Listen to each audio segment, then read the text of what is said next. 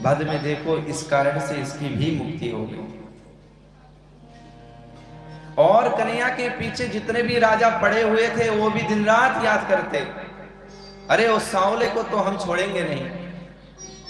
और आपने देखा होगा कि एक दुश्मन के पीछे तो कई मित्र बने होते हैं और सभी के सभी दुश्मन होते हैं। तो कन्हैया एक दुराचारी को मारते तो उनके 10 मित्र फिर भगवान के ऊपर हावी होते। तो द्वेषा चैद्यादयो नृपः, बहुत सारे राजा इसी उद्देश्य से बैठे रहते कन्हैया को याद करके कि कब इसका वध हम करें। अधिक याद होने के कारण से इसकी भी, उन सभी की भी मुक्ति हो गई। संबंधात् वृष्णय स्नेहात्, भगवान वृष्णि वंश से उत्पन्न है। वैसे तो यदुवंश से है भगवान, और यदुवंश में भी जैसे कल मैंने कहा कि 108 वंश अंदर है, उस 108 वंश में वृष्णि वंश जो नाम है उनमें से कन्हैया है। तो वृष्णि वंश के जितने भी लोग हैं, मामा फूफा जितने लगते हैं, वो तो सोचते हैं कि कन्हैया तो हमारा अपना है। कोई न कोई संबंध जोड़ करके अपने दिन भर याद करते, इस कारण से इसकी भी मुक्ति हो गई। पर कहते हैं कि सब हो जाओ भैया, पर वैन जैसा कभी मत बनना। सब बनने के लिए छूट है, पर वैन जैसा जो पापी बनने के लिए छूट नहीं है। शास्त्र में बिल्कुल विरुद्ध है, कतमोपि न वेन स्यात्। बल्कि क्यों महाराज जी वेन को इतना निकृष्ट क्यों मान रहे हो? कहते हैं कि इसने तो नाम जाप के लिए ही मना कर दिया था। यहां तक कह दिया कि भगवान का नाम का कोई चीज है ही नहीं, अगर पूजन भी करना हो तो हमारा ही करो। अरे कंस और वेन में फर्क क्या है? कंस तो दिन भर भगवान का ही नाम लेता था और वेन कभी नाम लेता ही नहीं था, इसलिए पूरा पूर्ण तरीके से नरकगामी हो गया। उनका तो नरक में ही वास हुआ। इस प्रकार कहे नारद जी को।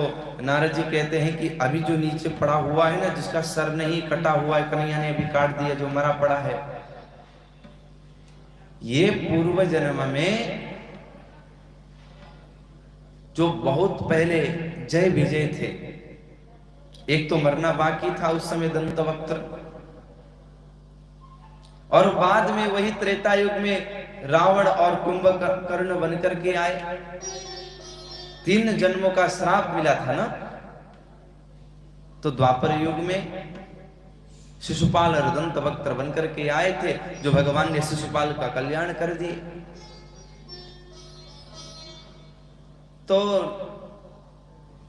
युधिष्ठिर महाराज को मन में ऐसा आया कि हमने कथा नहीं सुनी है।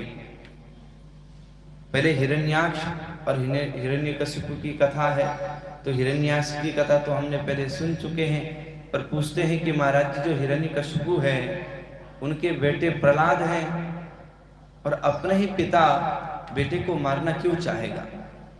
क्या कारण होगा जो मारना चाहा उसने? तो नारद मुनि कहते हैं,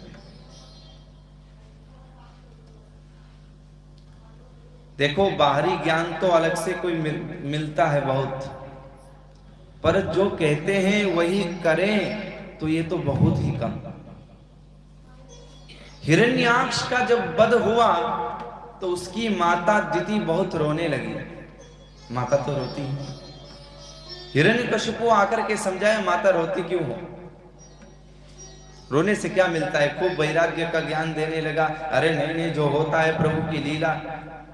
माता को तो जो तो कह के समझाया, पर मन में ऐसा भाव है कि उस कन्हैया को, जिस विष्णु ने हमारे भाई को मारा है, उसको भी हम नहीं छोड़ेंगे, और उसके अनुयायी सारे देवताओं को हम नष्ट करेंगे, ऐसा वो सोच रहा है।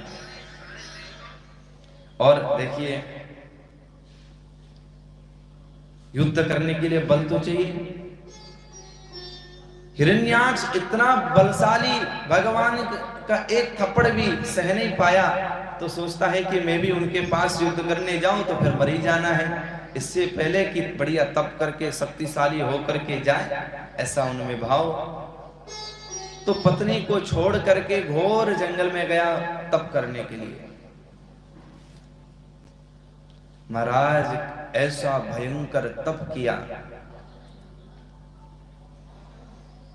कि ब्रह्मा जी स्वयं कहते हैं कि ऐसा तप तो पहले किसी ने किया भी नहीं था। देखो, उद्देश्य चाहे कुछ भी हो, अगर कर्म किया है तो आपको फल मिलता ही है। वैसे उद्देश्य अच्छा होना चाहिए पर फल तो आपको मिलेगा ही। हिरण्यकशिपु के शरीर में ऐसे दीमक चढ़ गए ना, अधिक तप होने के कारण से समझ नहीं आ रहा था कि यह शरीर है कि हड्डी है, इतना सूख गया। पर अधिक तेज होने के कारण से आसपास के जितने भी पेड़ पौधे थे जल करके राख हो चुके हैं, उनसे इतना तेज निकल रहा था। ब्रह्मा जी को आना ही पड़ा कमंडल लेकर के। ब्रह्मा जी ने कहा कि देखो क्या चाहते हो। हिरण्यकशिप कहता है कि प्रभु इतना भयंकर हमने तप किया है, अजर अमर बना दो। ब्रह्मा जी कहते हैं कि भैया सच कहूं तो मेरे को भी अजर अमर वर नहीं है, क्योंकि दुर्परात के समय के बाद मेरे को भी प्रभु के पेट में जाना पड़ता है, तो तुम फिर कैसे हो सकता है। हिरण्यकशिप ने सोचा कि भैया इतना भारी हमने तप किया पर अंतिम में कुछ लाभ तो मिला ही नहीं। ब्रह्मा जी तो नकार रहे हैं कि हम ऐसा वर दे ही नहीं सकते, पर अंतिम में पर सोचा कि कुछ ना कुछ तो मांगना ही चाहिए। तो उनने कहा कि ध्यान से सुनिए, 2-4 लिस्ट मेरा है अलग से, अब मैं कहता हूं तो उनकी पूर्ति करिए आप। नांतर बहि दिवानक्तम मन्यस्मादपि चायुधे ना भूमो नाम्बरे मृत्यु न नरे न मृगैरपि।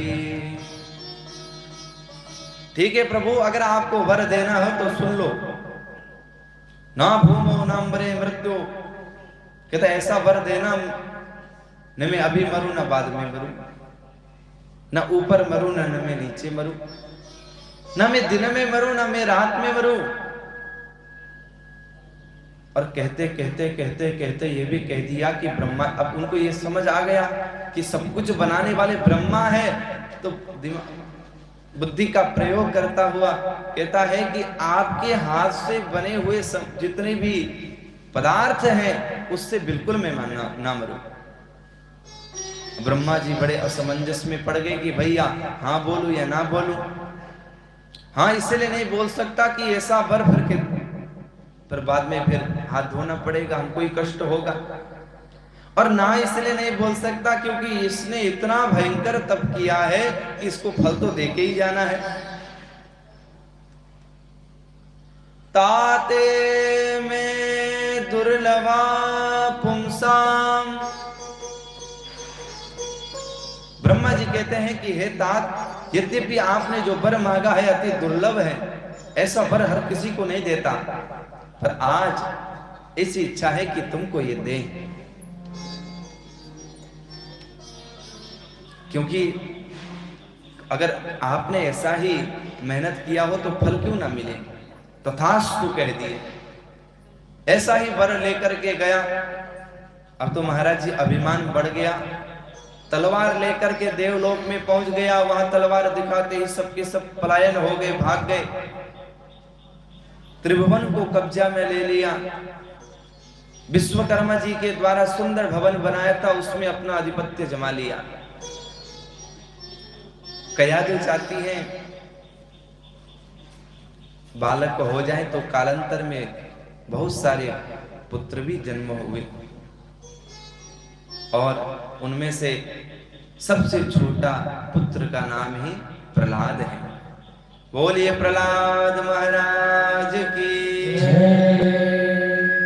क्योंकि प्रहलाद महाराज यद्यपि राक्षस कुल में है, पर कर्म कितना सुंदर है इनका कि देखिए भगवान प्रसन्न होकर के प्रकट हो जाते हैं।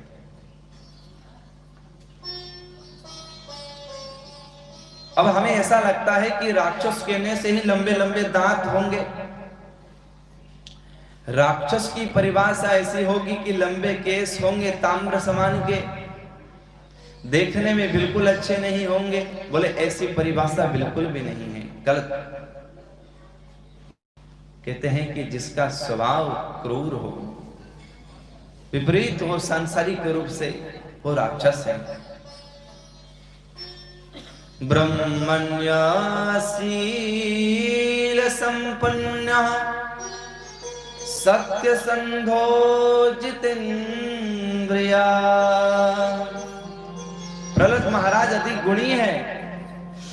देखो आपके परिवार सत्संगी हो तो बेटा भी सत्संग कर ही लेगा, इसमें कोई।